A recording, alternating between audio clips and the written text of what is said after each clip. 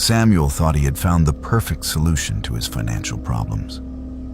But what he did on Halloween night 1974 would make him one of the most infamous fathers in American history. His name would become synonymous with every parent's worst fear, and his actions would forever change how families approach trick-or-treating in America. This is the true story of how greed, desperation, and pure evil converged on one Halloween night in Pasadena, Texas, creating a tragedy that still haunts the nation more than 50 years later. Samuel was a 39-year-old optician who, on the surface, appeared to be living the American dream. He had a wife, 5 children, and a respectable position in the community. But beneath this carefully constructed facade, Samuel was drowning in debt. His business was failing, creditors were closing in from all sides, and he was facing financial ruin. The pressure mounted daily, and Samuel knew he needed a way out. What he conceived in those desperate months leading up to Halloween 1974 was a plan so twisted, so unthinkable, that it would shock the entire world. In the months before that fateful Halloween, Samuel began taking out insurance policies on his children. He started with small amounts, then gradually increased the coverage. By October, he had taken out $40,000 worth of life insurance on his 8-year-old son, Timothy. In 1974, $40,000 was an enormous sum, more than enough to solve all of Samuel's financial troubles. But collecting that money meant doing the unthinkable. It meant murdering his own child. Samuel was methodical in his planning. He researched various poisons and settled on potassium cyanide, a deadly substance that he obtained through his work connections in the optical industry. The chemical was sometimes used in the lens grinding process, giving Samuel legitimate access to purchase it without raising suspicion. He carefully measured out a lethal dose and placed it inside several Pixie Stix candy tubes, resealing them so perfectly that no one would notice they had been tampered with. These poisoned candies were mixed in with the legitimate Halloween treats he planned to give his children that night. Halloween night 1974 arrived with all the usual excitement and anticipation. The neighborhood was decorated with jack-o'-lanterns, fake spider webs, and cardboard skeletons. Children rushed from house to house in their costumes, pillowcases and plastic pumpkins growing heavy with candy. Timothy was excited to go trick-or-treating with his father and sister, completely unaware that his own father had planned his murder down to the smallest detail. Samuel played the role of loving father perfectly that evening, taking photographs of his children in their costumes and smiling as they showed him their growing collection of treats. Samuel had invited several other children to join them that night, including his daughter and some neighborhood kids. This was part of his plan to make Timothy's death appear as if it were the work of a random poisoner targeting trick-or-treaters. By giving the poisoned candy to multiple children, Samuel hoped to deflect suspicion away from himself. The group walked through the suburban streets of Pasadena, stopping at dozens of houses as the children laughed and compared their candy hauls. No one suspected that among them walked a father who was counting down the minutes until he could execute his horrific plan. After returning home from trick-or-treating, Samuel encouraged the children to eat some of their candy before bed. He specifically urged Timothy to try the Pixie Stix, telling the boy it was one of his favorites. Timothy, trusting his father completely, eagerly tore open the paper tube and poured the powder into his mouth. The taste was immediately wrong, bitter and chemical. But before Timothy could spit it out, Samuel encouraged him to keep eating it. Within minutes, Timothy began to feel sick. He complained that his stomach hurt and that he felt dizzy. His mother helped him to the bathroom, thinking perhaps he had simply eaten too much candy. But Timothy's condition deteriorated rapidly. He began vomiting violently, his body convulsing as the poison attacked his system. His parents called for an ambulance, and Samuel put on a performance of concerned fatherhood as emergency responders rushed his son to the hospital. Timothy was barely conscious when they arrived at the emergency room. The doctors worked frantically to save him, but the dose of cyanide Samuel had given his son was far too large. Timothy died just after midnight on November 1st, 1974, less than an hour after consuming the poisoned candy his father had given him. The initial investigation focused on the possibility of a random poisoner targeting trick-or-treaters. This was exactly what Samuel had hoped for. He played the grieving father convincingly, giving tearful interviews to local news stations and warning other parents to check their children's candy carefully. Police examined all the candy from Timothy's trick-or-treating bag and discovered 4 more pixie sticks that contained cyanide. Samuel had given these to other children as well, but fortunately, they had not eaten them yet. The police collected these deadly candies as evidence and began trying to trace where they had come from. Samuel's plan began to unravel almost immediately. The police interviewed everyone who had been trick-or-treating with the group that night, trying to determine which house had given out the poisoned candy. But as they compiled their list, a problem emerged. Not a single house on their route that night gave out Pixie Stix candy. No one could remember seeing any Pixie Stix being distributed at all. The detectives found this deeply suspicious. If no one on the route gave out this type of candy, where had the poisoned Pixie Stix come from? As investigators dug deeper, they learned about Samuel's crushing debt and the massive insurance policies he had recently taken out on his children. They discovered that he had access to potassium cyanide through his work. They interviewed neighbors who reported that Samuel had seemed more concerned with filing insurance claims than grieving for his son. The evidence began to paint a damning picture. Within days, suspicion had shifted entirely away from a random poisoner and focused squarely on Samuel himself. Police executed a search warrant on Samuel's home and found traces of potassium cyanide in his possession. They discovered that he had tried to purchase more insurance on his children just days before Halloween, but had been turned down because he already had such high coverage amounts. Witnesses came forward saying that Samuel had asked them strange hypothetical questions about insurance policies and poisonings in the weeks before Halloween. The case against him grew stronger with each passing day. Samuel continued to maintain his innocence, but his story kept changing. First, he claimed a random house must have given out the poisoned candy. When that was disproved, he suggested someone at his workplace might have planted the cyanide in his possession. He blamed mysterious enemies, claimed he was being framed, and insisted that he would never harm his children. But the evidence was overwhelming. The police had built an airtight case against him. The trial began in May 1975 and immediately drew national attention. The idea that a father would murder his own child for insurance money shocked the nation.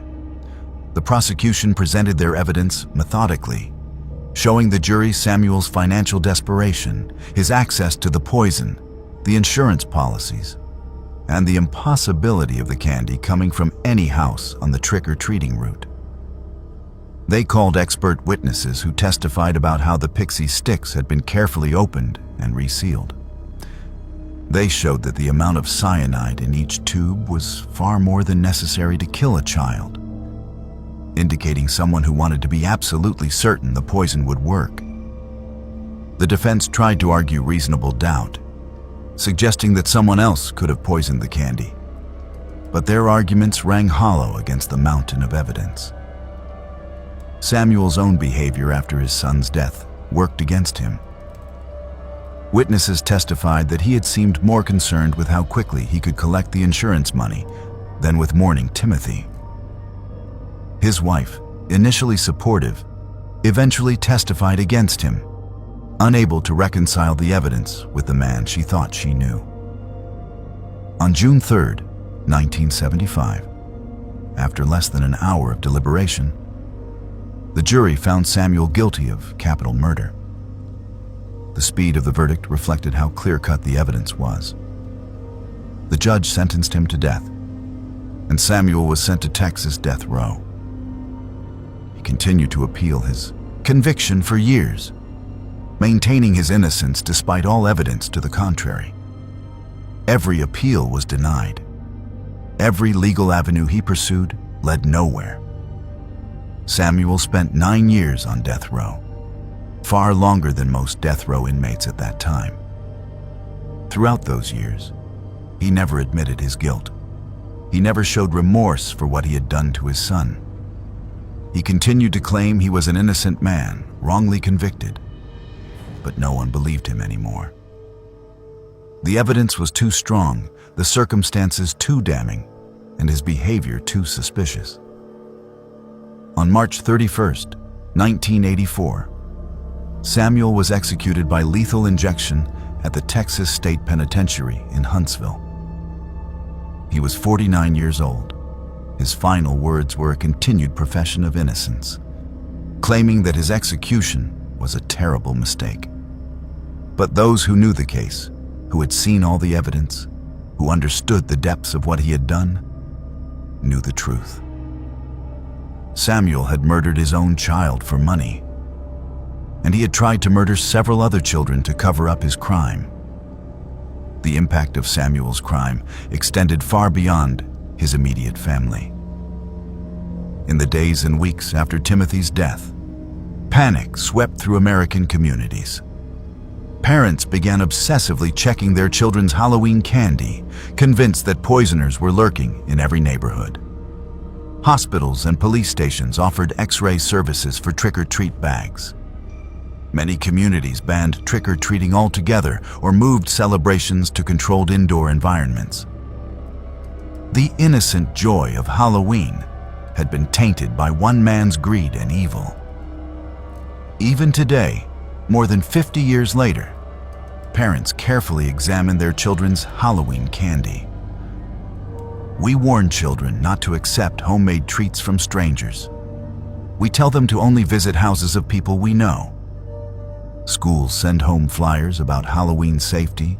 Hospitals still offer candy X-ray services in some areas, and news stations run annual stories about how to keep children safe while trick-or-treating. All of these precautions trace directly back to what Samuel did on Halloween night 1974. The cruel irony is that there have been extremely few cases of stranger poisoning of Halloween candy in American history. The vast majority of Halloween candy tampering stories turn out to be hoaxes or accidents. But Samuel's crime was real, and it was so horrifying that it fundamentally changed American culture. He created the fear that still grips parents every October 31st. He turned a night of innocent fun into a night of paranoia and caution. Timothy's mother never recovered from the loss of her son and the betrayal of her husband. She divorced Samuel while he was in prison and tried to rebuild her life with her surviving children. But the trauma of what happened never left her. She gave interviews over the years, talking about her son and warning other parents to trust their instincts if something seems wrong. She died in 2014, having spent the last 40 years of her life living with the knowledge that her husband murdered their child. The other children who were given the poisoned pixie sticks that night but did not eat them grew up carrying the weight of how close they came to death. They knew that if they had been a little hungrier, a little less patient, they might have died alongside Timothy. Some of them have spoken publicly about their experience, describing the guilt they felt for surviving when Timothy did not, even though they were just children and bore no responsibility for what happened. Samuel's story stands as one of the most disturbing true crime cases in American history because it violated the most fundamental trust that exists in human society: the trust between parent and child. A father is supposed to protect his children, to sacrifice for them, to put their welfare above his own. Samuel did the opposite. He saw his son not as a person to love, but as a financial asset to exploit. He planned Timothy's murder with cold calculation, going so far as to try to kill other children to cover his tracks. The evil required to do such a thing is almost incomprehensible. What makes this case even more disturbing is that if Samuel had shown any remorse, any genuine grief, any indication that he understood the magnitude of what he had done, there might have been some small measure of redemption in his story. But he never did. To his final breath, he maintained that he was innocent, that he was a victim of circumstance and misfortune. He never acknowledged Timothy's humanity, never apologized to his family, never took responsibility for the enormous pain and fear he had caused. He died as he had lived, thinking only of himself.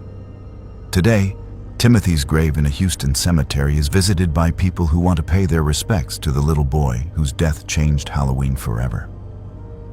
They leave toys and candy, particularly pixie sticks, transformed from instruments of death into symbols of remembrance. They write notes telling Timothy that he is not forgotten, that his short life mattered, and that the world is sorry for what his father did to him. It is a small comfort, but it is something. Samuel's crime occurred on Halloween night, 1974, but its effects echo through every Halloween that has followed. When parents check their children's candy before allowing them to eat it, they are responding to what Samuel did. When communities organize trunk or treat events in controlled environments, they are trying to prevent another tragedy, like Timothy's death. When schools teach children about stranger danger and accepting food from unknown sources, Samuel's crime is part of that lesson, even if his name is not mentioned. The story of Samuel and Timothy is a reminder that the most terrifying monsters are not supernatural beings or creatures from horror movies. The most terrifying monsters are human, and they sometimes live in our own homes, hiding behind masks of normalcy until their true nature is revealed. Samuel thought he had devised the perfect crime, a way to solve his financial problems by sacrificing his son and blaming it on a random poisoner. Instead, he created one of the most notorious crimes in American history, destroyed his family, caused nationwide panic, and ultimately paid for his actions with his own life. Halloween is supposed to be a night of imagination, where children dress up as ghosts and ghouls and pretend to be scared while knowing they are safe. But Samuel made that fear real.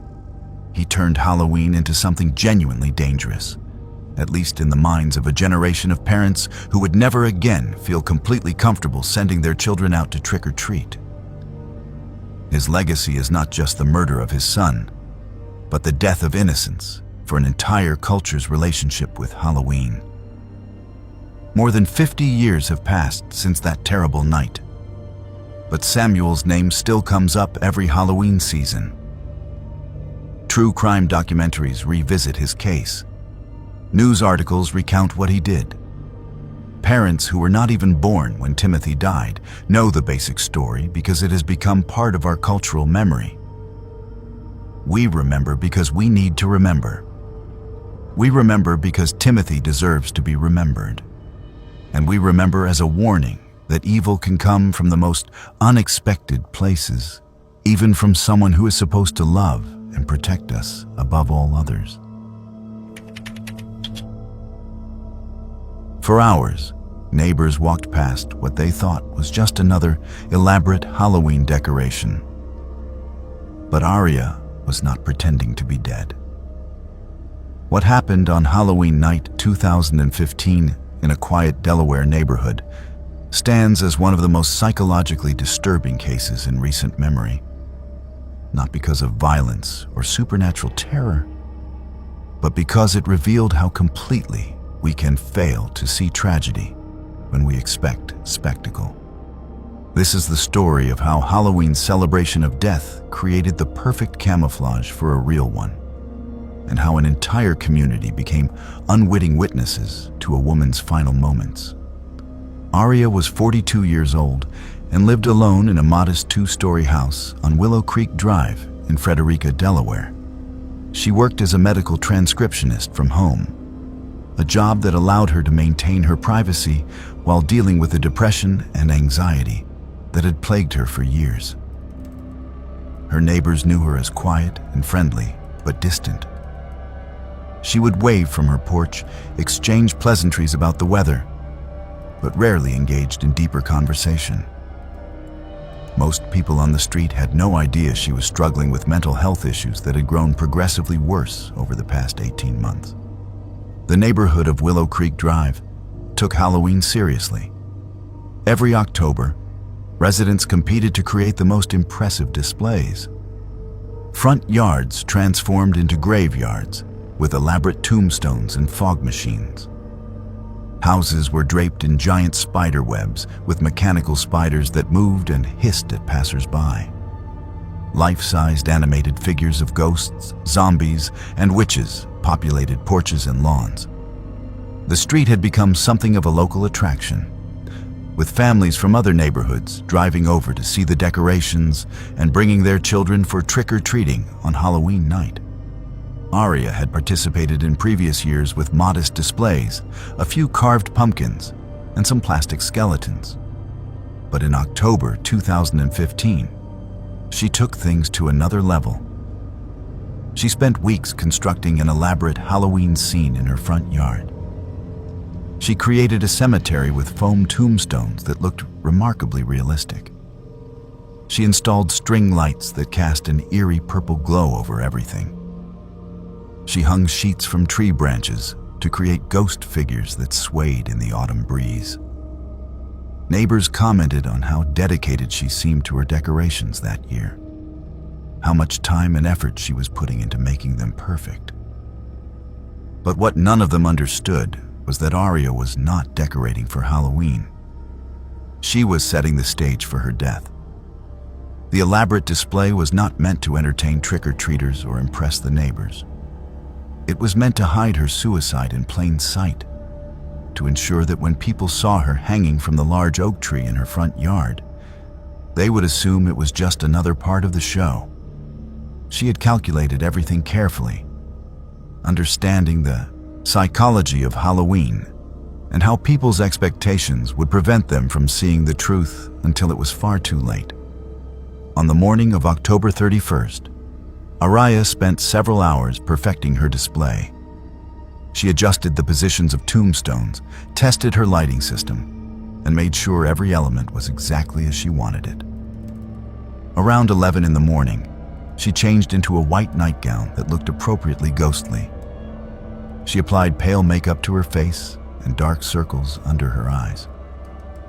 To anyone watching, it would have appeared she was simply getting into costume for the holiday. In reality, she was preparing for her final performance. Around noon, Aria climbed a ladder she had positioned against the large oak tree in her front yard. She had already secured a rope to one of the thick branches the night before, hiding it among the Halloween decorations so no one would question its presence. She positioned herself carefully, slipped the noose around her neck, and kicked the ladder away. In that moment, on a bright autumn afternoon with children playing down the street and neighbors raking leaves in their yards, Aria ended her life. And because it was Halloween, because her yard was full of decorations celebrating death, no one realized what had happened.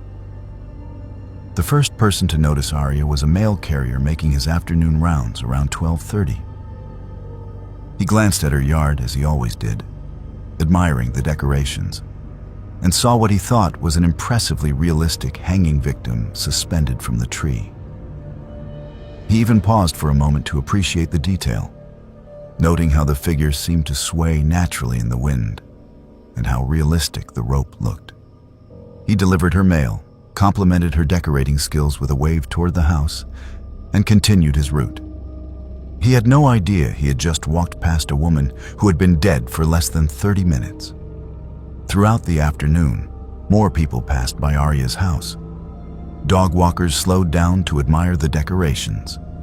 Parents pushing strollers commented on how committed she was to Halloween this year. Teenagers snapped photographs of the hanging figure, impressed by how real it looked. Some people even stood in front of her yard taking selfies, positioning themselves so the hanging body was visible in the background. They posted these photographs on social media with captions praising the neighborhood's dedication to Halloween spirit. One photograph was shared more than 200 times before anyone realized what it actually showed. Around 3 in the afternoon, a school bus dropped off children who lived on Willow Creek Drive. A group of boys, probably 10 or 11 years old, walked past Aria's house on their way home. They stopped to examine the decorations, as children do, pointing at the tombstones and the glowing lights.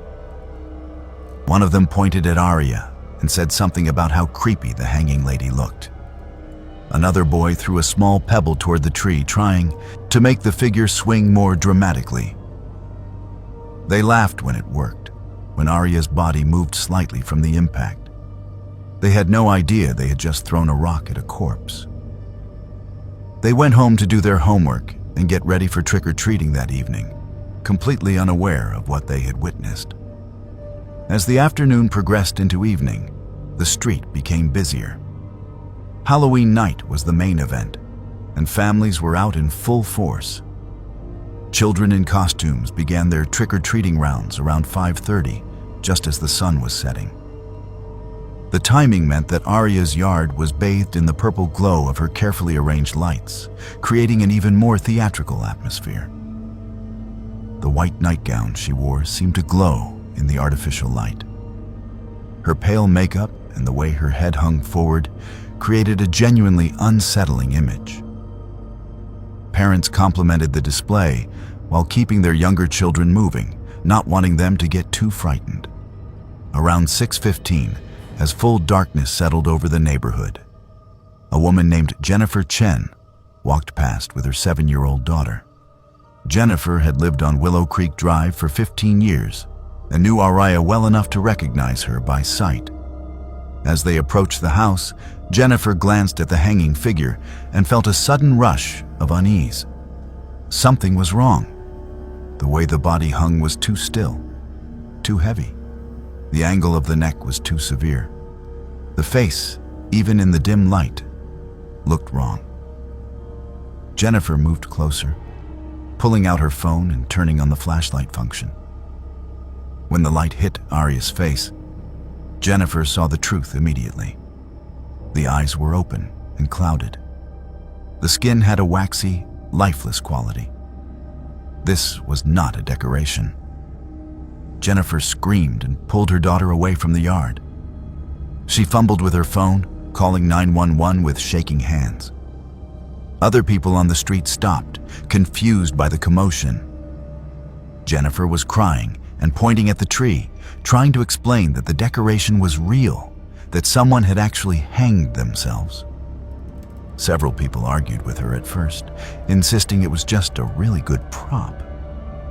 But as more people gathered and looked closely, the horrible truth became undeniable. The decoration that everyone had been admiring, photographing, and complimenting for hours was the body of their neighbor. Police arrived within minutes, and the scene transformed from a cheerful Halloween celebration into something far darker. Officers cordoned off Aria's yard with crime scene tape. Trick-or-treating came to an abrupt halt as parents gathered their children and hurried home. News crews arrived shortly after, drawn by reports on police scanners. By 7 o'clock, what had been one of the most popular Halloween destinations in the area had become the focus of a death investigation and a media spectacle. The coroner determined that Aria had been dead for approximately 6 hours when she was finally discovered. 6 hours during which dozens, possibly hundreds of people had walked past her body without realizing what they were seeing. 6 hours during which children had laughed and pointed at her corpse. During which adults had taken photographs. During which the mail carrier had complimented her decorating skills while she hung lifeless 15 feet away. The psychological impact on the community was immediate and devastating. Parents who had walked past with their children earlier in the day were horrified when they realized what their kids had seen. Those teenagers who had taken selfies with Aria's body in the background deleted the photographs in shock and guilt. The boys who had thrown pebbles at her corpse were traumatized when they understood what they had done. The mail carrier who had waved at what he thought was a decoration struggled with nightmares for months afterward. Everyone who had seen Aria that day and mistaken her for a prop carried a burden of guilt and trauma, even though they bore no actual responsibility for what happened. Inside Aria's house, investigators found a suicide note that explained everything. She had been planning this for months, she wrote, and had specifically chosen Halloween because she knew no one would interfere. She knew that on this one night of the year, death was so normalized, so celebrated, that a real death would be invisible. Her note was detailed and disturbing, describing how she had researched other Halloween suicides and found that delayed discovery was common when people chose this particular date and method. She wrote that she did not want to be saved, did not want anyone to stop her, and Halloween provided the perfect camouflage for her final act. The note also revealed the depth of Aria's depression and her feelings of invisibility. She wrote about how she felt that no one truly saw her, that she moved through life unnoticed and unmemorable. There was a terrible irony in this, as her suicide ensured that hundreds of people would literally look at her without seeing her, confirming her belief that she was invisible, even in death. Mental health professionals who reviewed the case noted that her choice to die on Halloween in such a public way suggested both a desire to be seen and a bitter certainty that she would not be. The community of Willow Creek Drive struggled to process what had happened. Many residents took down their Halloween decorations immediately, unable to look at fake corpses and skeletons without thinking of Aria. Some families moved away in the following months, unable to shake the memory of that night. The neighborhood association considered banning elaborate Halloween displays in future years, but ultimately decided against it, not wanting Aria's suicide to fundamentally change their community traditions. However, the enthusiasm for Halloween decorations noticeably declined in subsequent years. The street that had once been famous for its elaborate displays became much more subdued. Aria's family, who lived in another state and had been unaware of the severity of her mental health struggles, arrived in Delaware to handle her affairs. They expressed shock that so many people had seen her and not realized something was wrong, but they also acknowledged that Aria had planned it that way. She had been intelligent and calculating in her final act, understanding human psychology well enough to exploit it for her purposes. Her family released a statement asking people not to judge those who had walked past without recognizing what they were seeing, emphasizing that Aria had deliberately created a situation where this would happen. The case attracted national attention and sparked conversations about suicide prevention, mental health awareness, and the ways that social expectations can blind us to reality. Psychologists wrote articles analyzing how our brains use context to interpret what we see, and how, on Halloween, the context of celebration and decoration overrides our ability to recognize genuine distress or death. The photographs that had been posted to social media before Aria was identified became evidence of this phenomenon, showing clearly that multiple people had been close enough to see her, but had been psychologically prevented from understanding what they were seeing. In the years since Aria's death, her story has been cited in discussions about suicide prevention and the importance of checking on isolated neighbors, especially during holidays when depression can be particularly acute. Mental health organizations have used her case as an example of how people in crisis can hide in plain sight, and how important it is to look beyond surface appearances. Some Halloween safety guides now include reminders to be aware that not all disturbing displays maybe decorations, and to call authorities if something seems genuinely wrong. The house where Aria lived was sold several months after her death. The new owners were aware of what had happened, but chose to purchase the property anyway, hoping to create new memories that would eventually overshadow the tragedy. They did not put up any Halloween decorations for the first few years they lived there. And when they finally did, they kept the display simple and tasteful, avoiding anything that resembled a hanging body. The large oak tree where Aria died remains standing, but the branch she used has been cut back significantly. Aria's story forces us to confront uncomfortable questions about how well we truly see each other, and how easily tragedy can be mistaken for entertainment when we expect one thing and encounter another. Halloween celebrates death as theater, as something safe and controlled, and ultimately unreal. Aria understood this and used it to ensure that her death would go unnoticed until it was too late for anyone to intervene. In doing so, she created a situation where an entire community became unwitting participants in her final moments, a burden that many of them continue to carry. David was excited about his first American Halloween. He had watched the movies, studied the customs, and picked out the perfect costume. But a simple mistake would cost him his life. What happened on the night of October 17th, 1992, in Baton Rouge, Louisiana, was not technically on Halloween itself, but it occurred at a Halloween party and has become one of the most tragic and controversial cases associated with the holiday. This is the story of how cultural misunderstanding, fear, and a single terrible decision ended the life of a 16-year-old boy who simply wanted to experience American traditions. David was a Japanese exchange student living with a host family in Baton Rouge. He had arrived in the United States just 2 months earlier, full of enthusiasm about experiencing American culture firsthand.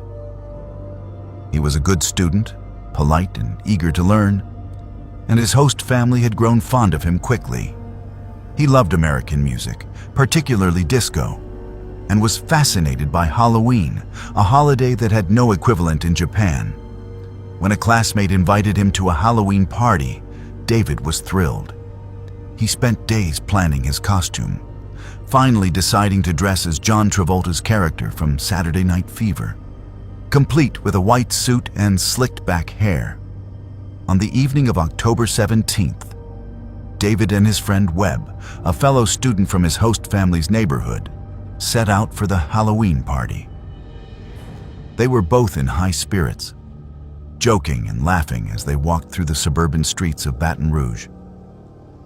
The party was supposed to be at a house on a street where many of the houses looked similar. Typical suburban architecture with nearly identical layouts.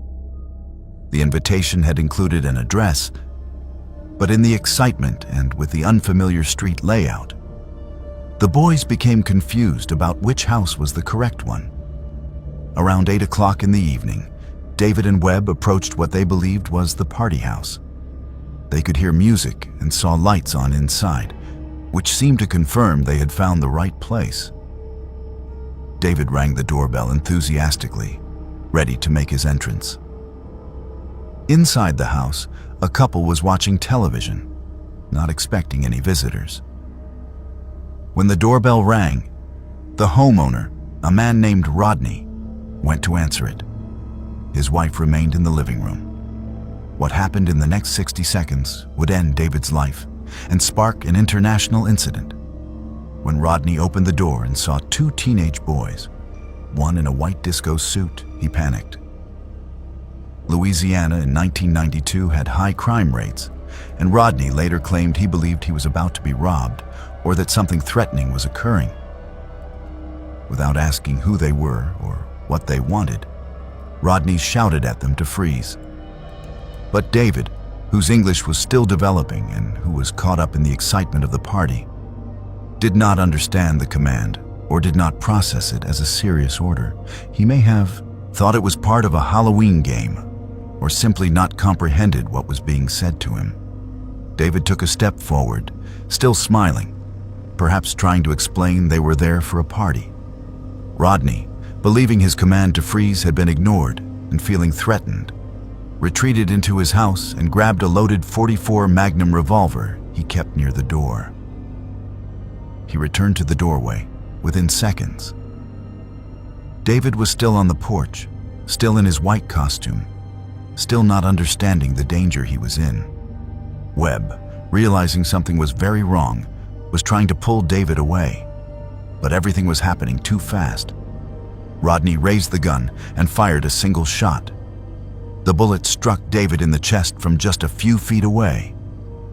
The impact of the .44 Magnum at such close range was devastating. David collapsed on the porch, his white suit instantly soaked with blood. Webb screamed and ran, terrified and in shock. Rodney's wife called 911. Within minutes, police and ambulances arrived at the scene, but there was nothing they could do. David died on that porch, still wearing his costume, still holding the excitement of his first American Halloween party somewhere in his fading consciousness. The investigation that followed was swift, but ultimately unsatisfying for those seeking justice. Police interviewed Rodney, who claimed he had felt threatened and had acted in self-defense.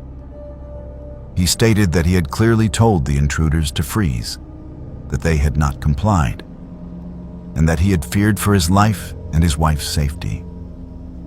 The fact that David was unarmed, that he was dressed in a costume, and that he was clearly a teenage boy, did not factor into Rodney's justification.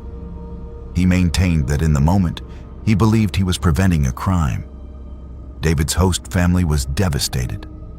They had welcomed this boy into their home, had grown to care for him as one of their own. And now he was dead because of a misunderstanding. They had to make the impossible phone call to David's parents in Japan, explaining that their son, who had gone to America to study and experience a different culture, had been shot and killed at a stranger's door. The grief and shock rippled across 2 continents. The Japanese community, both in the United States and in Japan, reacted with horror and outrage. The case became international news, with Japanese media covering every detail. Many people in Japan had already been uncertain about the safety of sending their children to America for exchange programs, and David's death confirmed their worst fears. The idea that a boy could be shot simply for approaching the wrong house, for not understanding English well enough to respond to a command in time, seemed incomprehensible to a nation with strict gun control and far lower rates of gun violence. Rodney was charged with manslaughter, a lesser charge than murder, as prosecutors acknowledged that while his actions were reckless and resulted in death, proving intent to kill would be difficult. The trial began in May 1993 and immediately became a lightning rod for debates about gun rights, self-defense laws, racial prejudice, and cultural responsibility. The prosecution argued that Rodney had overreacted dramatically to a situation that posed no actual threat, that any reasonable person could see these were teenagers in costumes, not criminals. The defense argued that Rodney had the right to defend his home, and that in the split-second decision he had to make, he chose to protect himself and his wife. The jury, composed of local residents who lived in the same community as Rodney and understood the fear of crime that pervaded the area at that time, deliberated for just 3 hours before returning a verdict of not guilty. They accepted Rodney's claim of self-defense, believing that he had genuinely felt threatened and had acted within his rights as a homeowner. The courtroom erupted in mixed reactions. David's host family and supporters were stunned and heartbroken. Rodney's supporters believed justice had been served and that a man should not be punished for protecting his home. The verdict caused international outrage, particularly in Japan. David's mother, devastated by the loss of her son and the acquittal of his killer, became an advocate for gun control and cultural education. She traveled to the United States multiple times to speak about her son's death and to campaign for changes in laws that would prevent similar tragedies. She met with politicians, spoke at universities, and gave interviews to any media outlet that would listen. Her message was simple. Her son had died because of fear, misunderstanding, and easy access to firearms. She wanted his death to mean something, to lead to changes that would protect other children. In the years following David's death, his story became a case study in cultural programs and exchange student orientations. Organizations that facilitate international student exchanges began including specific training about American gun culture, regional differences in how to interact with strangers, and the importance of understanding commands like freeze or stop. Some programs showed David's case as an example of how quickly misunderstanding can become tragedy in a country where firearms are prevalent and self-defense laws are broadly interpreted. The house where David died changed hands several times in the years that followed. Each new owner learned about what happened there, and some reported feeling uncomfortable with the history. The porch where David fell was eventually replaced during a renovation. But the address remained the same, a reminder of the tragedy that occurred there. Neighbors who had lived on the street in 1992 never forgot that night. The sound of the gunshot, the sirens, the sight of a boy in a white costume lying motionless while emergency responders worked frantically to save him. David's parents eventually received a settlement from a civil lawsuit against Rodney, though no amount of money could compensate for the loss of their son.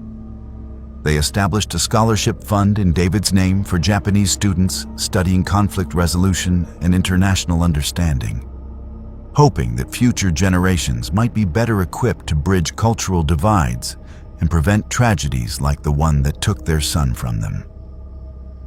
The case raised questions that remain unresolved decades later. At what point does fear justify lethal force? What responsibility do we have to verify a threat before responding with violence? How do we balance the right to self-defense with the responsibility not to harm innocent people? What role does cultural understanding play in preventing tragedy? These questions have only become more relevant as America continues to grapple with gun violence, self-defense laws, and the interaction between different cultural expectations. David came to America full of hope and curiosity. He wanted to learn about a different culture, to make friends, to have experiences he could not have in Japan. Halloween fascinated him because it was so different from anything he had known. A night when Americans celebrated by dressing up and going to parties. He picked out his costume carefully, practiced his dance moves, and set out that October evening with the innocent expectation that he was about to have a memorable night. He had no idea that within hours he would be dead. Shot on a stranger's porch because he went to the wrong address and did not understand a shouted command quickly enough. The tragedy of David's death lies not just in the loss of a young life, but in how preventable it was. If he and Webb had found the correct house, David would have spent the evening dancing and laughing with his classmates. If Rodney had asked who they were before retrieving his gun, he would have realized they were just kids looking for a party. If David had understood the word freeze immediately, he might have stopped and explained the mistake. If Rodney had fired a warning shot or called police instead of shooting directly at a teenager, David would have lived. But none of those things happened, and a combination of small mistakes and bad decisions resulted in an irreversible tragedy. Today, David's story is still told in discussions about gun violence, cultural sensitivity, and the American criminal justice system. His mother, who spent decades advocating for change in his name, has said that while she can never forgive what happened to her son, she hopes his death has made people more aware of the dangers of fear-driven violence and the importance of trying to understand each other across cultural divides. David's grave in Japan is visited regularly by former classmates and people who learned about his story and were moved by it. They leave flowers and write messages telling him that his life mattered and his death was not forgotten. Evelyn had been handing out candy for 3 hours when the last trick-or-treater arrived. But what stood on her porch was not a child in a costume. What happened on Halloween night 2018 in a quiet suburb of Portland, Oregon, remains one of the most unexplained and disturbing encounters ever reported. Evelyn was a reliable witness, a retired school teacher with no history of mental illness, no substance abuse issues, and a reputation in her community as sensible and grounded. Yet what she experienced that night challenged everything she thought she understood about reality. This is her story, documented through police reports, security camera footage, and witness testimony that raises more questions than it answers. Evelyn lived alone in a modest ranch-style house on Maple Grove Lane, a peaceful street where families had lived for generations. She was 68 years old and had been handing out Halloween candy to neighborhood children for more than 30 years. She knew the routine well. Stock up on good candy, turn on the porch light at 5:30, greet each group of trick-or-treaters with enthusiasm, and turn off the light around 9:30 when traffic died down. October 31st, 2018, started out like every other Halloween she had experienced. The evening progressed normally. Groups of children came and went, their costumes ranging from superheroes to princesses to elaborate homemade creations. Parents waited on the sidewalk, chatting with neighbors while their kids rushed to the door. Evelyn recognized many of the families from previous years and enjoyed the continuity of the tradition. By 9:45, the stream of trick-or-treaters had slowed to a trickle. Evelyn was preparing to turn off her porch light and call it a night when her doorbell rang one more time. She opened the door, expecting to see a parent with a tired child making one last stop before heading home. Instead, she found herself looking at a figure that made every instinct in her body scream that something was profoundly wrong. Standing on her porch was what appeared to be a child, approximately 4 feet tall, dressed in what looked like a simple ghost costume, a white sheet with eye holes cut out. But the proportions were wrong. The arms were too long, extending past where knees would be. The way it stood was wrong. Weight distributed in a way that suggested joints bent at angles that did not match human anatomy.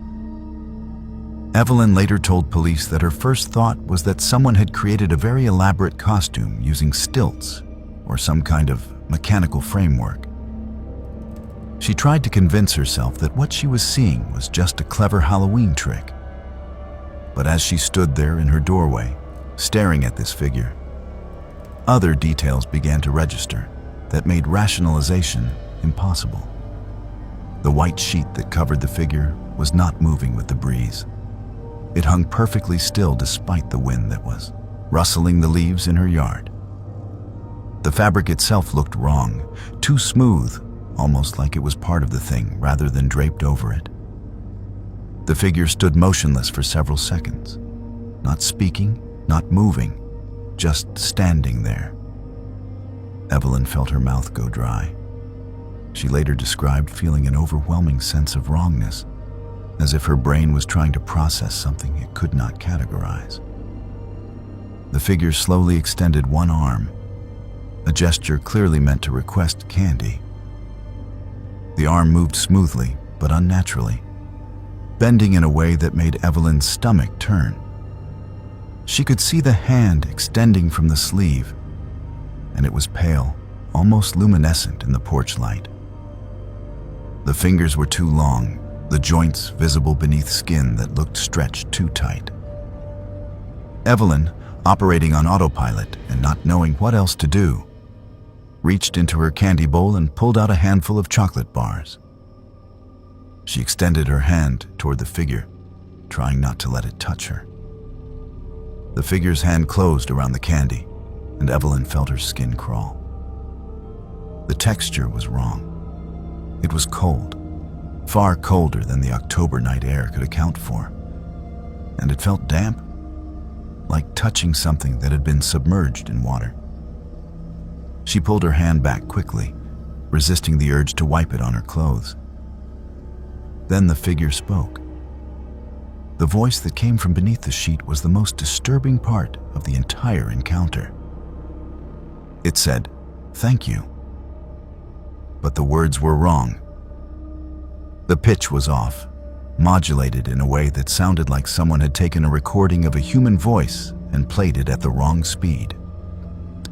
The inflection was robotic, completely lacking the natural rhythm of human speech. Evelyn felt ice run down her spine. Whatever was standing on her porch was not a child. It was not human. She was suddenly, absolutely certain of that fact. The figure turned to leave, and Evelyn noticed that it did not walk so much as glide. Its feet, if it had feet, did not appear to make contact with the porch in a normal way. It moved down her front steps with an unnatural smoothness, like a video played with frames missing. Evelyn watched, frozen in her doorway, as the figure moved down her walkway toward the street. It reached the sidewalk and then, impossibly, it accelerated. One moment it was moving at a slow pace. The next it was between two houses across the street, covering a distance of at least 60 feet in what could not have been more than 2 seconds. Then it was gone. Evelyn stood in her doorway for a full minute, trying to process what she had just witnessed. Her rational mind insisted it must have been a costume, an elaborate prank, teenagers with sophisticated props. But her instincts, honed over 68 years of life experience, told her something different. She had just encountered something that should not exist. With shaking hands, she closed and locked her door, turned off her porch light, and sat down in her living room, trying to calm her racing heart. After about 20 minutes, when her initial shock had subsided enough for her to think clearly, Evelyn remembered that she had installed a security camera system 6 months earlier. The camera above her front door recorded everyone who came to her porch. She pulled out her phone, opened the security app, and pulled up the footage from the past hour. She watched groups of normal children coming and going, their costumes clearly visible, their movements natural and human. Then she saw the timestamp for 9:46 p.m., right when the last visitor had arrived. What the camera captured made Evelyn's blood run cold. The figure was visible, but the video was distorted around it. The image glitched and pixelated, making it difficult to see clear details. What was visible showed the same unsettling proportions Evelyn remembered. The two long arms, the wrong way of standing. But something else was visible in the footage that Evelyn had not noticed in person. When the figure moved, it left a faint trail, almost like a double exposure in an old photograph. The camera had also recorded audio, and Evelyn played it back. The "thank you" sounded even more disturbing in the recording, clearly artificial and wrong. Evelyn made a decision. She needed to report this, regardless of how crazy it might sound. She called the Portland Police non-emergency line and told them she wanted to file a report about a suspicious person. When officers arrived 30 minutes later, she showed them the security footage and told them exactly what she had experienced. The officers were professional and took her seriously, particularly after viewing the video. They noted the distortion around the figure and the unusual audio. They asked if any of her neighbors had seen anything unusual. The officers canvassed the street, knocking on doors and asking if anyone had seen a child in a ghost costume around 9:45 p.m. What they discovered was both validating and deeply unsettling. 3 other neighbors on Maple Grove Lane reported seeing a figure matching Evelyn's description at around the same time. One man said he had seen it moving between houses across the street from him at an impossible speed. Another woman said she had seen it standing under a streetlight, perfectly motionless, for several minutes before it suddenly vanished. None of them had thought to report it initially, assuming it was just an unusual costume or a trick of the light. The police took statements from all the witnesses and collected the security camera footage from Evelyn's house. They filed an official report classifying the incident as unexplained. Local news picked up the story a few days later, and it generated significant attention. Paranormal investigators requested permission to interview Evelyn and examine her property. She declined, wanting to move on from the experience. But the story spread through online communities dedicated to unexplained phenomena, and Evelyn's encounter became a well-documented case of Halloween strangeness. In the weeks and months following the incident, several theories emerged about what Evelyn and her neighbors had encountered. Some suggested it was an elaborate prank using advanced technology, perhaps a drone with a projected image, or someone in a very sophisticated costume with mechanical enhancements. Others believed it was a paranormal entity, something that took advantage of Halloween night when the boundary between worlds was supposedly thinner. A few proposed it might have been an extraterrestrial being, noting that the unnatural movements and wrong proportions matched descriptions from alleged alien encounter reports. Evelyn herself never settled on a definitive explanation. She knew what she had seen and felt, and she knew it was not a normal child in a costume. The coldness of its touch, the wrongness of its voice, the impossible speed with which it moved, these things could not be easily explained away. She had lived a long, rational life and had never believed in ghosts or aliens or unexplained phenomena. But this experience had shaken her certainty about what was possible. The following year, Evelyn did not hand out candy on Halloween.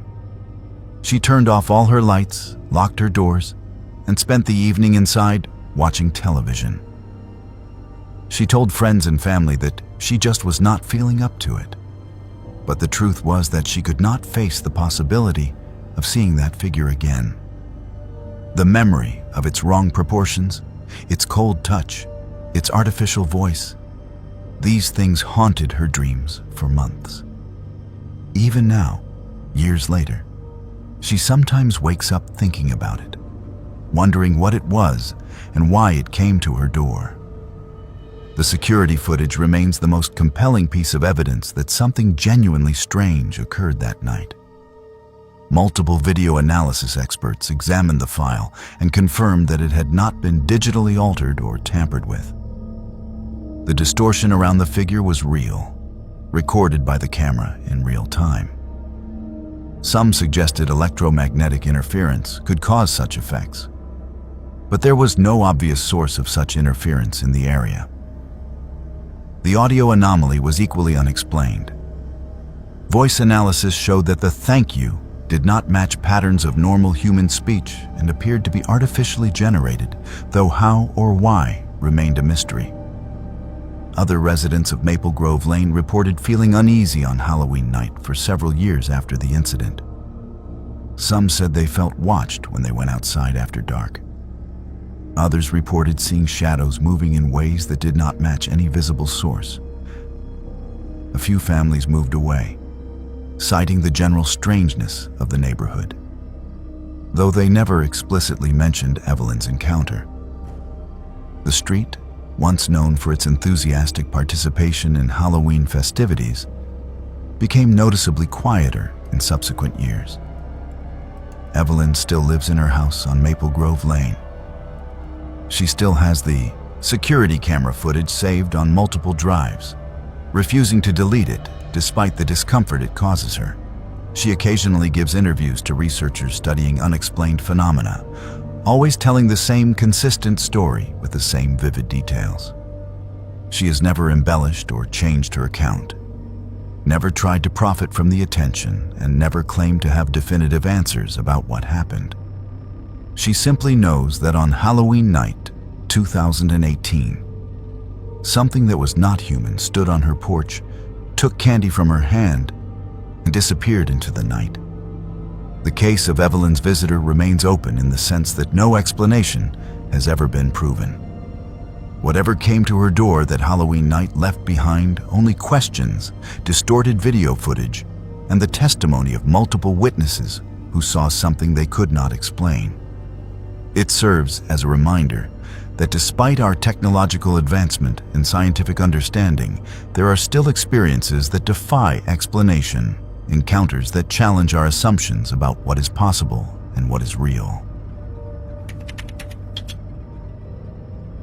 Joseph had performed the hanging stunt dozens of times that day, without incident. But when the sun went down and the real scares were supposed to begin, something went terribly wrong. What happened on Halloween night 1990 in the outskirts of Chicago remains one of the most tragic and controversial cases in haunted attraction history. Joseph was just 17 years old, working as an actor in a popular haunted hayride to earn money for college. His death that night raised questions that have never been fully answered. Questions about timing, about what people saw, and about whether what appeared to be an accident was something far more sinister. The Harvest Moon Hayride was an annual Halloween attraction that had operated in the same location for 15 years by 1990. It was set up on a working farm about 40 miles outside Chicago. And during the month of October, the owners transformed their property into an elaborate haunted experience. Tractors pulled wagons full of paying customers along a winding route through cornfields and wooded areas, while actors dressed as monsters, zombies, and killers jumped out to scare them. It was popular with teenagers and young adults looking for a thrill, and it attracted hundreds of visitors each night during the Halloween season. Joseph was hired in mid-October as one of the scare actors. He was a high school senior, well-liked by his classmates and teachers, planning to attend college the following year to study theater. His parents were supportive of his work at the hayride, seeing it as good experience for someone interested in performance. The job paid reasonably well, and Joseph enjoyed the theatrical aspects of scaring people. He took pride in creating memorable moments for the hayride visitors. His assigned role was called the Hanging Man. Near the end of the hayride route, there was a large wooden structure designed to look like old-fashioned gallows. Joseph would stand on a small platform with a noose loosely positioned around his neck, held in place but not actually supporting any of his weight. His feet remained firmly on the platform at all times. When the wagon approached, he would jerk suddenly as if being hanged, creating a startling image for the passengers. Then he would go still, playing dead for dramatic effect. After the wagon passed, he would reset for the next group. He performed this routine smoothly throughout his training and during the first 2 weeks of the attraction's operation. Halloween night 1990 was unseasonably cold, with temperatures dropping into the low 30s. The hayride was fully booked with back-to-back groups scheduled from 6 p.m. until midnight. Joseph arrived at 4 p.m. for the pre-show meeting, where all actors reviewed safety protocols and discussed any new elements for the evening. Everything seemed normal. Joseph was in good spirits, joking with other actors about their plans for after the season ended. There was no indication that anything was wrong or that he was upset about anything. The first few groups of the evening went through without incident. Joseph performed his Hanging Man routine perfectly, startling passengers with his sudden movement and then holding his dead pose convincingly as the wagon rolled past. Other actors who were positioned nearby said they saw him between groups, standing on his platform, occasionally adjusting his costume or stretching to stay limber in the cold. Around 7:30 p.m., he was still performing normally. The wagon carrying the group scheduled for 7:45 began its route. This is where accounts become murky and disturbing. The 7:45 group consisted of about 20 people, mostly college-age students celebrating Halloween together. As their wagon approached the gallows section, they saw Joseph in position, standing on the platform with a noose around his neck. The wagon driver, who had made this trip dozens of times and knew the routine, slowed slightly as they neared the gallows, giving passengers time to notice the hanging man before Joseph would perform his jerk and freeze. But Joseph did not move. The wagon slowed to a near stop, as was customary for this scare, and Joseph simply hung there, completely still. Several passengers pointed and commented on how realistic the effect looked. Some noted that he seemed to be hanging at a different angle than usual, his weight appearing to actually be supported by the rope rather than by his feet on the platform. The wagon driver, becoming concerned by Joseph's lack of movement, stopped the wagon entirely and called out to him. There was no response. The driver climbed down from the tractor and approached the gallows. As he got closer, he could see that something was terribly wrong. Joseph's feet were not resting on the platform. They were dangling several inches above it. The noose that was supposed to be loose around his neck was pulled tight, supporting his full weight. His face had a bluish tint, visible even in the dim theatrical lighting. The driver immediately began screaming for help and trying to lift Joseph to relieve the pressure on his neck. Other actors came running from nearby positions. Someone called 911. Emergency responders arrived within 8 minutes, but it was already too late. Joseph was pronounced dead at the scene. The medical examiner later determined that he had died from asphyxiation due to hanging. The immediate assumption was that this was a tragic accident, that somehow the mechanism of the stunt had failed and Joseph had accidentally hanged himself while trying to perform his routine. But the investigation that followed raised disturbing questions. The platform that Joseph stood on was examined thoroughly. It showed no signs of breaking or malfunctioning.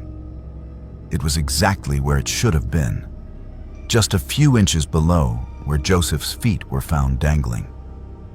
For Joseph to have ended up hanging, he would have had to step off the platform deliberately or somehow been pulled or pushed off it. Neither explanation made immediate sense. The rope and noose were also examined. The noose that Joseph was supposed to use for the stunt was designed to be loose and non-functional, merely creating the appearance of being around his neck without actually constricting. But the noose found around Joseph's neck when he was discovered was tied differently, in a way that would tighten when weight was applied. Someone had either retied the noose or replaced it entirely with a functional hanging noose. Joseph, as the person who would be wearing it, would have noticed this change. So why did he put it around his neck? The timing was another deeply troubling element. The group scheduled for 7:15 had seen Joseph perform his routine normally. Staff members between the 7:15 and 7:45 groups said they had seen Joseph on his platform, appearing fine. Yet by the time the 7:45 group arrived, Joseph was dead, having been hanging long enough for his face to turn blue. The medical examiner estimated he'd been deceased for at least 15 to 20 minutes when he was discovered, which meant he would have died around 7:25 or 7:30. This timeline created a horrifying possibility. If Joseph had been hanging since approximately 7:30 and the 7:15 group left his station at approximately 7:20, that meant he had died almost immediately after the previous group passed. But multiple staff members claimed to have seen him alive and standing normally between groups. Either those staff members were mistaken about when they saw him, or something even more disturbing had occurred. Some of the staff members were interviewed extensively. One actor who was positioned about 50 yards away from the gallows said he had looked over at Joseph's station several times between 7:20 and 7:40. He insisted he had seen Joseph standing on his platform in his normal waiting pose. Another actress said the same thing. They were both certain they had seen Joseph alive during the time the medical examiner said he was already dead. This led to a theory that terrified everyone involved. Had the previous groups, possibly multiple groups, ridden past Joseph's body without realizing he was actually dead? Had they looked at his hanging corpse and assumed it was part of the show? The 745 group had initially thought he looked realistic. If the lighting was dim enough and the expectation was that they were seeing a performance, earlier groups might not have realized anything was wrong. The possibility that Joseph had been dead for multiple cycles, with people applauding and taking photos of his corpse thinking it was an elaborate prop, was almost too horrible to contemplate. Investigators interviewed every passenger from the 715 group and the groups before that. The responses were disturbing. Several people remembered Joseph's hanging man act and said it had looked particularly realistic that night. One woman said she had commented to her boyfriend that the actor must be really committed because he had not moved at all, even when their wagon stopped right in front of him for an extended time due to a backup in the route. Others had similar recollections. The evidence strongly suggested that multiple groups had indeed viewed Joseph's body without realizing he was dead. The investigation into whether Joseph's death was an accident or something more sinister found no conclusive answer. The noose had been replaced or retied, but Joseph's fingerprints were on it, suggesting he had handled it himself. There was no evidence of a struggle. No one had seen anyone else near the gallows during the relevant time period. The most straightforward explanation was suicide. That Joseph had deliberately modified the noose and stepped off the platform. But his parents, friends, and co-workers all insisted he had shown no signs of depression or suicidal ideation. He had plans for the future. He was excited about college. Nothing in his behavior suggested he wanted to die. An alternative theory was that this was a prank gone wrong. Perhaps Joseph had modified the noose as a way to make his act more realistic, not understanding the danger, and had accidentally stepped off the platform or lost his balance. But this explanation required believing that an intelligent 17-year-old would not understand the basic physics of hanging, which seemed unlikely. The darkest theory, whispered but never proven, was that someone had tampered with Joseph's equipment, intending to harm him. There had been some minor conflicts between actors during the season, typical workplace drama and personality clashes, but nothing that seemed serious enough to motivate murder. Still, the fact remained that someone had changed the noose, and if it was not Joseph himself, then someone else had access to his equipment and the opportunity to make the modification without being observed. The official ruling was accidental death. The county medical examiner concluded that Joseph had likely been experimenting with making his act more realistic and had misjudged the danger. The case was closed, but Joseph's family never accepted this explanation.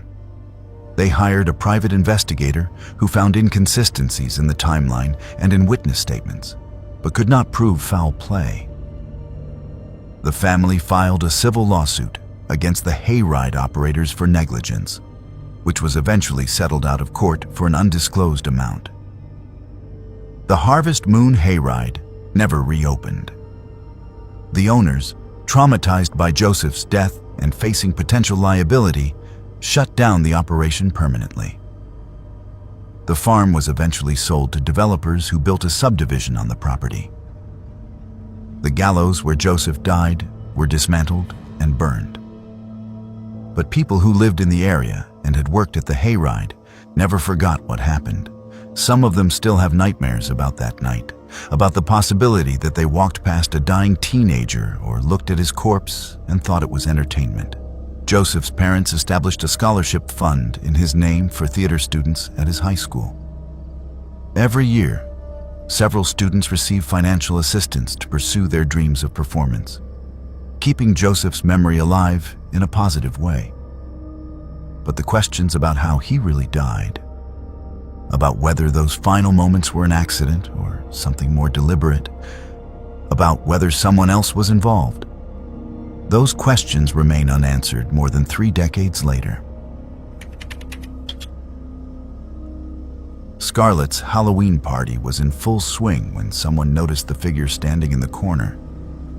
The problem was, no one had seen him arrive, and he was not on the guest list. What happened on Halloween night 2017 in a college apartment in Savannah, Georgia, has become one of the most widely documented paranormal encounters in recent years. Multiple witnesses, photographs, and video evidence all point to the same unsettling conclusion. Something that was not alive attended Scarlett's party that night, and it made sure everyone knew it was there. Scarlett was a 21-year-old junior at the Savannah College of Art and Design, one of the most prestigious art schools in the country. She lived in a converted historical building that had been divided into student apartments.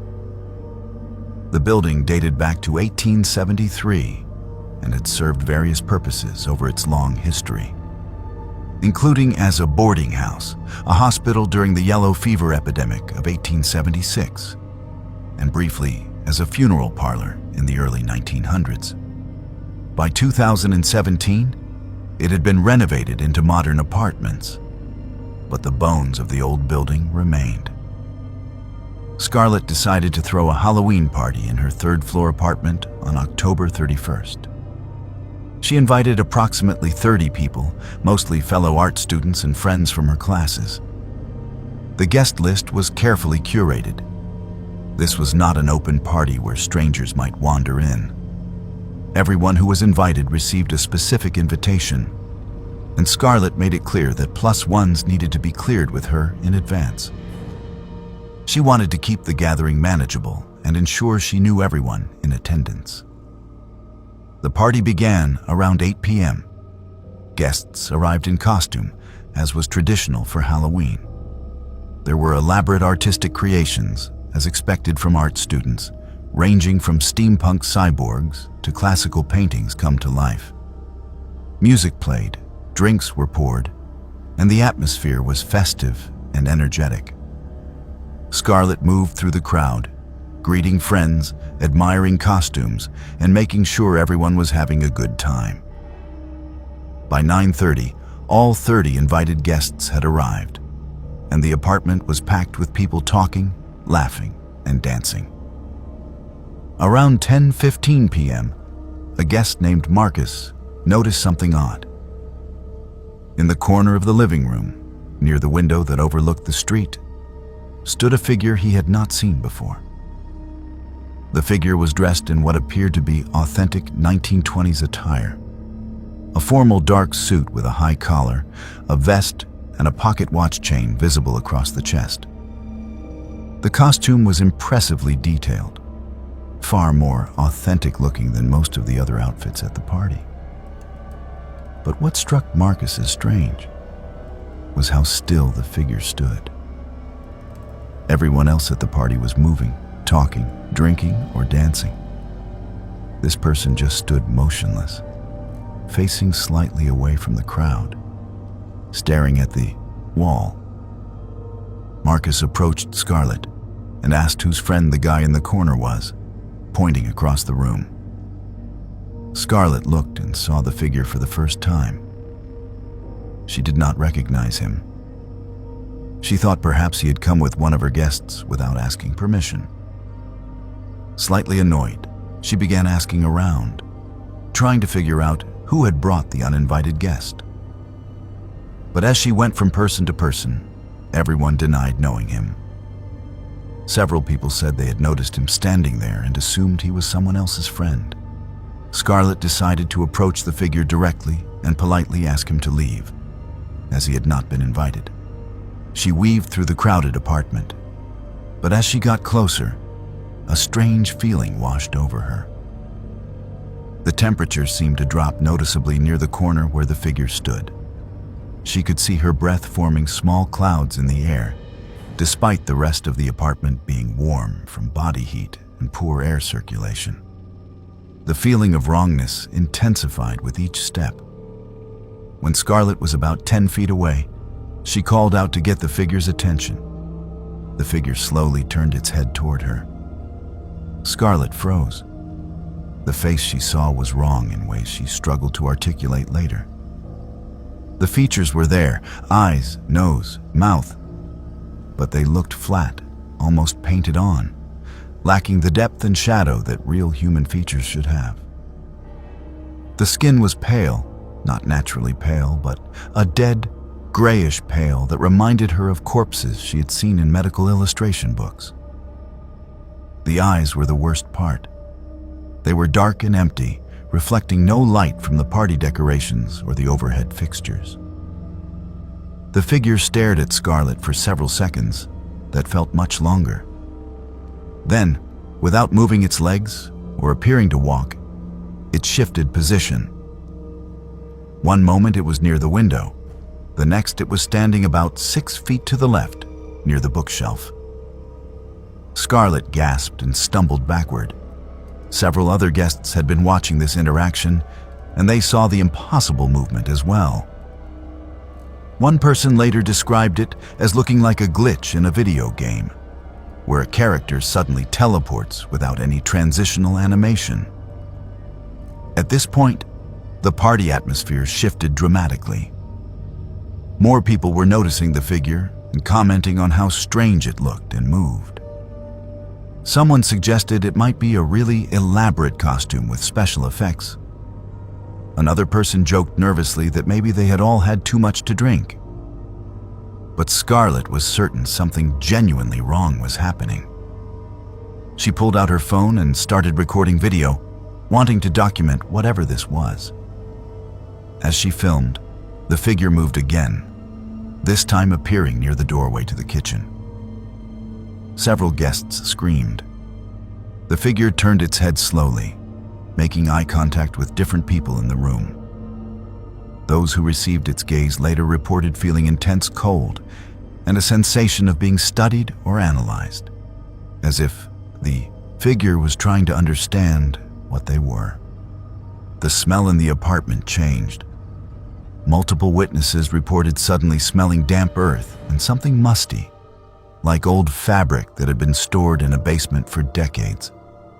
Marcus, trying to rationalize what he was seeing, approached the figure directly. He reached out to touch its shoulder, thinking perhaps it was some kind of projection or hologram. But his hand made contact with something solid and ice cold. Marcus jerked his hand back, and in that instant, the figure turned to face him fully. Marcus later described the experience as one of the most terrifying moments of his life. The thing looking at him was not human. He was certain of that despite its human shape. The figure opened its mouth as if to speak, but no sound came out.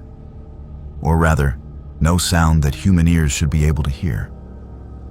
Several people reported feeling a vibration, a deep rumble that seemed to resonate in their chests, rather than reaching their ears as normal sound would. One guest who had perfect pitch said later that if it was a sound, it would have been far below the range of human hearing. Scarlett, still recording, asked the figure who it was and what it wanted. There was no response beyond the continued staring. Other guests were taking photos now, documenting this bizarre encounter. The figure moved again, appearing near the apartment entrance. Then it did something that convinced everyone this was not a person in a costume. It walked toward the closed apartment door, and instead of opening it, it passed through it. One moment it was visible in the apartment. The next, it was simply gone. For several seconds, everyone stood in stunned silence. Then multiple people began talking at once, comparing what they had seen, trying to make sense of it. Scarlett ran to her door and opened it, looking into the hallway. It was empty. She checked the stairwell. Nothing. The figure had vanished completely. The temperature in the apartment began to return to normal. the strange smell faded, but the sense of unease remained strong. The party effectively ended at that point. No one was in the mood to continue celebrating after what they had witnessed. Guests gathered their belongings and left in groups, not wanting to walk through the old building alone. Scarlett and her roommate were left to process what had happened. They reviewed the photos and videos that had been taken. What they saw was disturbing. In most of the photographs, the figure appeared as a blurred or distorted shape. Some images showed it clearly, but with strange artifacts around it, almost like digital corruption.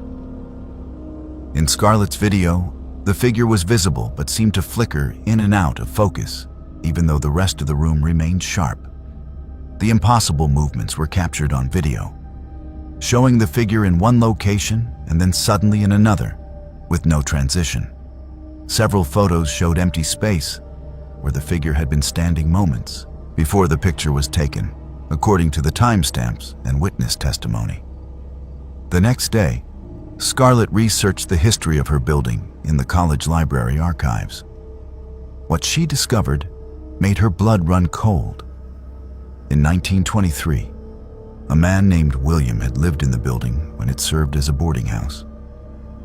He had been a young accountant, described in newspaper articles as quiet and well-dressed. On Halloween night 1923, the boarding house had hosted a party. William had attended, but at some point during the evening, he had gone upstairs to his room and hanged himself. His body was not discovered until the next morning. The description of William in the newspaper article matched the clothing and general appearance of the figure that had appeared at Scarlett's party. Further research revealed that William's death had occurred in what was now Scarlett's apartment.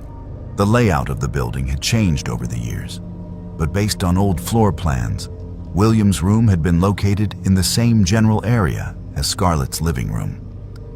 The corner where the figure had first been seen standing was approximately where William's window had been positioned in the original layout. Scarlett shared this information with the other party guests, and it spread through the student community. The building gained a reputation for being haunted, something that other residents confirmed they had experienced but had not discussed openly before. Multiple students reported seeing a figure in old-fashioned clothing in hallways and stairwells, usually around Halloween. Others reported cold spots, strange smells, and the feeling of being watched. Scarlett and several classmates who had attended the party created an art installation about the experience for their senior thesis the following year. They incorporated the photographs and video footage, along with historical research about William and the building. The installation was exhibited at the college gallery and received significant attention from both the art community and paranormal researchers. It raised questions about documentation, evidence, and the nature of supernatural experiences. The photographs and videos from Scarlett's party have been analyzed by multiple paranormal investigation groups.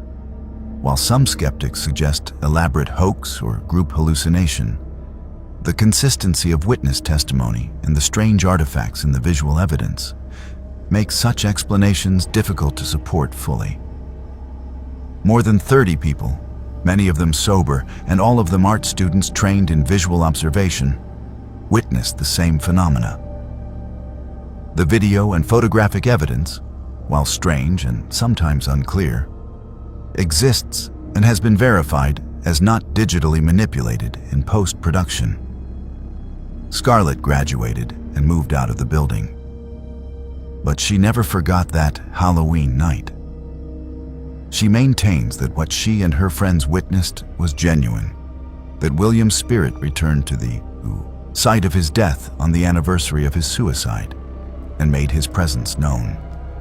Whether seeking acknowledgement, reliving his final night, or trying to communicate something, his purpose remains unknown. But for one Halloween night, the boundary between the living and the dead became thin enough for him to join a party in the apartment where he ended his life nearly a century ago. Owen and Victoria thought their family's Halloween tradition was just an old superstition passed down through generations. They were about to discover why their ancestors took it so seriously. What happened on Halloween night, 2019, in a remote farmhouse in rural Vermont, reveals how some family traditions exist not as quaint customs, but as essential protections against forces that most people cannot imagine. This is the story of two siblings who broke a generations-old covenant and learned that some rules are written in blood for very good reasons. The farmhouse where Owen and Victoria grew up had been in their family for 8 generations, built in 1796 by their ancestor Nathaniel. The property sat on 200 acres of forested land in the Green Mountains, miles from the nearest town. The house itself was a classic New England colonial, weathered clapboard siding and a stone foundation that had settled unevenly over 2 centuries. But what made the property truly distinctive was not its architecture or its isolation, but the strict rules that governed every Halloween night. For as long as anyone in the family could remember, Halloween required absolute compliance with specific rituals. Beginning at sunset on October 31st, every light in the house had to be extinguished. Candles, lanterns, electric lights, even the pilot lights on appliances were turned off. Every window had to be covered with heavy black fabric, blocking any view in or out. The doors were locked and bolted. And most importantly, everyone in the house had to remain completely silent from sunset until sunrise. No talking, no music, no television, nothing that would create sound. The family would sit together in the dark living room, waiting for morning. Owen was 21 and Victoria was 19 when they decided these rules were ridiculous. They had grown up following the tradition without question, but as adults with modern educations and rational worldviews, they found the whole thing absurd.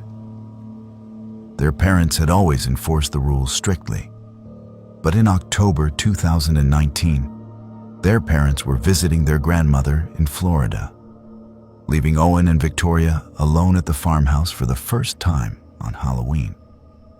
Owen had been accepted to law school and would be leaving Vermont the following year. Victoria was studying psychology at the State University. They were both intelligent, skeptical young adults who viewed their family's Halloween tradition as an embarrassing relic of superstitious thinking. When October 31st arrived and their parents called to remind them about the rules, Owen and Victoria decided to ignore them completely. They saw it as an opportunity to break free from what they viewed as irrational family mythology. Instead of observing the traditional silence and darkness, they decided to throw a small party. They invited a few friends from town, people who had always been curious about the old farmhouse. They planned music, food, and drinks. It would be a normal Halloween celebration, proving once and for all that the family rules were meaningless superstition. Victoria hung decorations, while Owen set up speakers for music. They laughed about how their ancestors would be horrified by what they were doing. The party began around 7 p.m., just after sunset. 5 friends arrived, and the farmhouse was soon filled with light, music, and laughter. Owen made cocktails in the kitchen. Victoria gave tours of the house, pointing out the antique furniture and telling sanitized stories about family history. Everything felt liberating. They were modern people breaking free from outdated fears. The first hour passed pleasantly, and Owen felt vindicated in his decision to ignore the rules. Around 8 p.m., the dogs started acting strange. The family kept 2 large mixed-breed dogs who normally loved guests and attention. But suddenly, both animals became agitated, pacing nervously and whining. They refused to go near the windows or doors, instead huddling together in the center of the living room. Victoria tried to calm them, but they would not respond to her voice or touch. Their eyes were fixed on the windows, watching something no one else could see. The temperature began to drop noticeably. Owen checked the thermostat and found it was set to 70 degrees, but the house felt much colder. He could see his breath forming small clouds. The guests commented on the sudden chill, and Owen turned up the heat, but it made no difference. The cold intensified, settling into their bones with an unnatural quality that no amount of external heat could combat. Then came the sounds.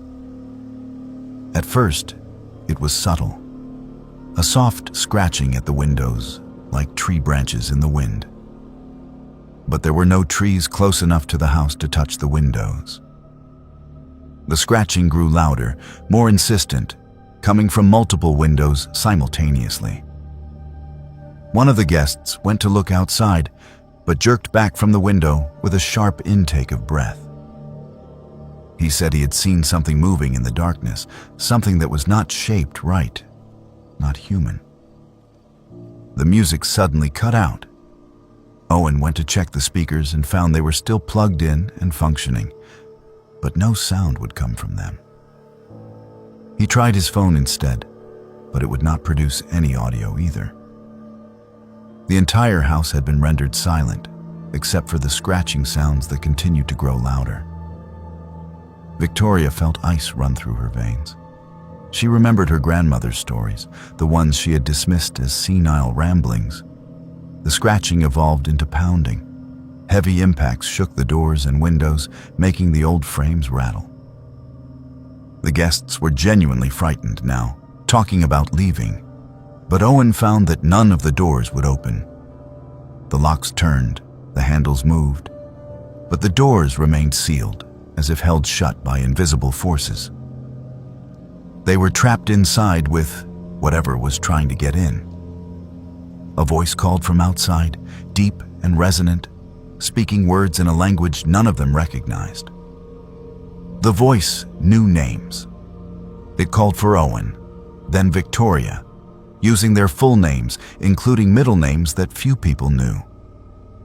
It called them children of Nathaniel, inheritors of the debt, breakers of the covenant. The voice promised entrance, promised consequences, promised that the agreement made so long ago would be honored, whether they chose to cooperate or not. Victoria ran to her grandmother's room where family records were kept. She tore through old documents with shaking hands until she found what she was looking for. A leather journal written by Nathaniel himself in 1797. The entries detailed an agreement he had made to protect his family and ensure the farm's prosperity. In exchange for success and safety, Nathaniel had promised that his descendants would honor one night of silence and darkness each year, giving no sign of their presence and no acknowledgement of what walked the land on Halloween night. The journal explained that the land had belonged to something else long before European settlers arrived. Nathaniel had encountered it during his first Halloween on the property, and rather than fleeing or fighting, he had negotiated. One night per year of complete submission and invisibility, and the rest of the year the family would be left in peace and granted good fortune. But if the covenant was ever broken, if light and sound and visible human presence were displayed on Halloween night, the original claim on the land would be reasserted. Victoria showed Owen the journal. They understood now with horrible clarity that their ancestors had not been superstitious or foolish. They had been protecting their descendants from something that had walked these mountains long before human civilization. And Owen and Victoria had broken that protection, announcing their presence with light and music and laughter, inviting attention from something that should never be invited. Owen made a decision. He gathered everyone in the living room and explained that they needed to attempt the rituals immediately, hoping it might not be too late. They extinguished every light. They covered the windows with whatever fabric they could find. And they sat in complete silence, not even daring to breathe loudly.